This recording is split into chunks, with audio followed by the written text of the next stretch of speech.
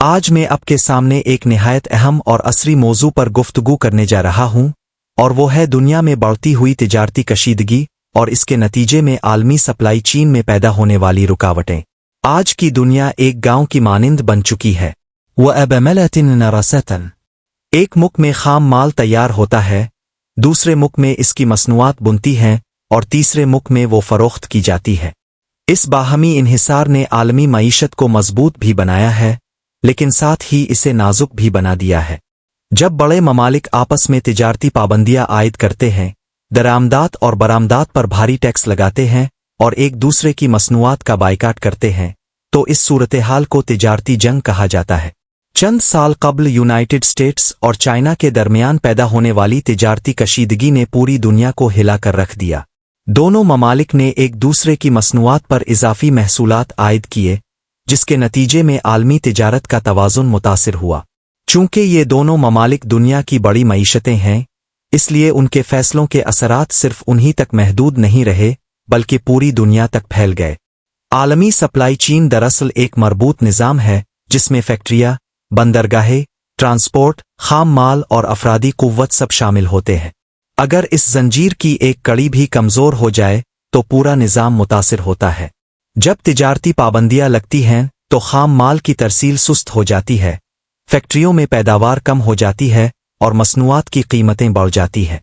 اس کا سب سے بڑا اثر عام صارف پر پڑتا ہے، جو مہنگائی کی صورت میں بوجھ برداشت کرتا ہے۔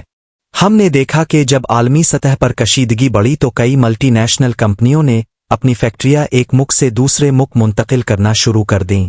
اس عمل سے بعض ممالک میں بے روزگاری میں اضافہ ہوا، جبکہ کچھ ممالک کو وقتی فائدہ بھی ہوا، لیکن مجموعی طور پر عالمی معیشت غیر یقینی صورتحال کا شکار ہو گئی۔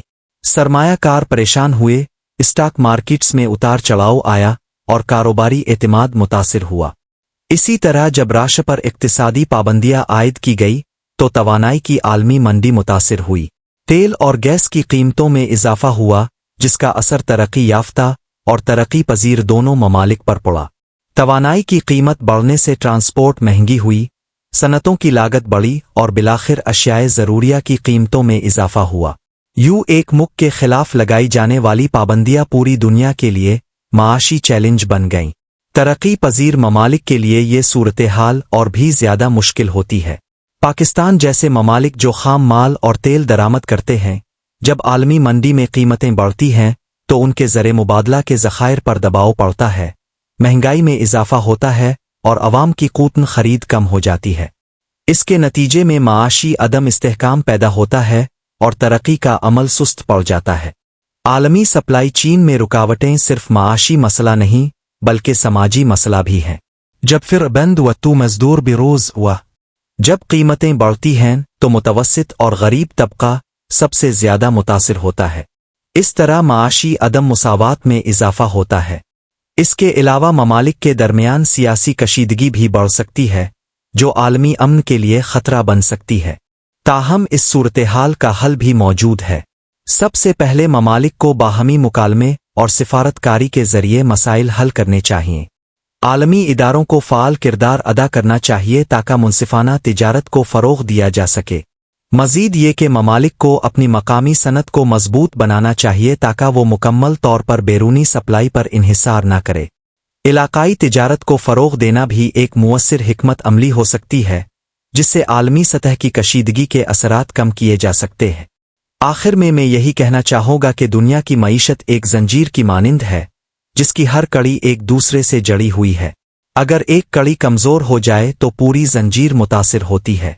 اس لیے ضروری ہے کہ ممالک مقابلہ آرائی کے بجائے تعاون کو فروغ دے، تجارتی تنازعات کو مذاکرات کے ذریعے حل کرے اور ایک مستحکم اور متوازن عالمی نظام کی تشکیل میں اپنا کردار ادا کرے، کیونکہ مضبوط عالمی سپلائی چین نہ صرف معاشی ترقی بلکہ عالمی استحکام اور خوشحالی کی ضمانت بھی ہے۔ آخر میں یہی کہنا چاہوں گا کہ دنیا کی معیشت ایک زنجیر کی مانند ہے، جس کی ہر کڑی ایک دوسرے سے مضبوطی کے ساتھ جڑی ہوئی ہے۔ اگر اس زنجیر کی ایک کڑی بھی کمزور پڑ جائے تو پورا نظام لرز اٹھتا ہے۔ عالمی استحکام دراصل اسی باہمی تعاون، اعتماد اور متوازن تجارت کا نام ہے۔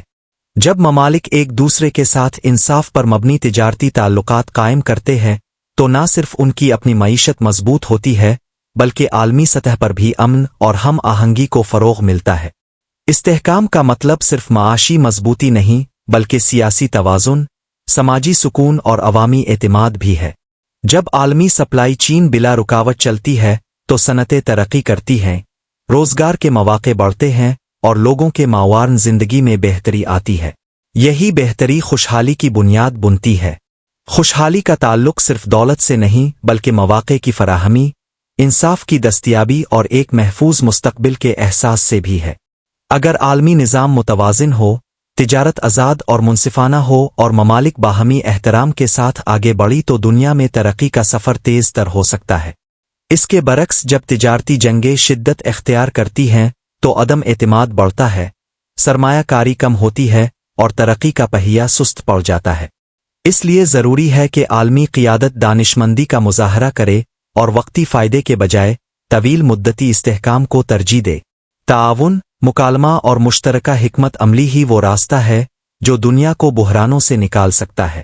ہمیں یہ سمجھنا ہوگا کہ آج کے دور میں کوئی بھی ملک اکیلا ترقی نہیں کر سکتا، باہمی انحصار ہی ہماری طاقت ہے۔ اگر ہم اس طاقت کو مثبت انداز میں استعمال کریں تو عالمی سطح پر استحکام اور خوشحالی دونوں کو یقینی بنایا جا سکتا ہے۔ ایک مستحکم عالمی سپلائی چین دراصل مضبوط معیشت، کم مہنگائی، زیادہ روزگار اور بہتر معاون زندگی کی ضمانت ہے۔ آئیے ہم سب اس عزم کے ساتھ آگے بڑھیں کہ اختلافات کے باوجود تعاون کو فروغ دیں گے، مسابقت کے ساتھ ساتھ شراکت داری کو بھی اہمیت دیں گے اور ایک ایسی دنیا کی تشکیل میں اپنا کردار ادا کریں گے جہاں استحکام اور خوشحالی ہر قوم کا مشترکہ مقصد ہو۔ آپ کا بہت بہت شکریہ۔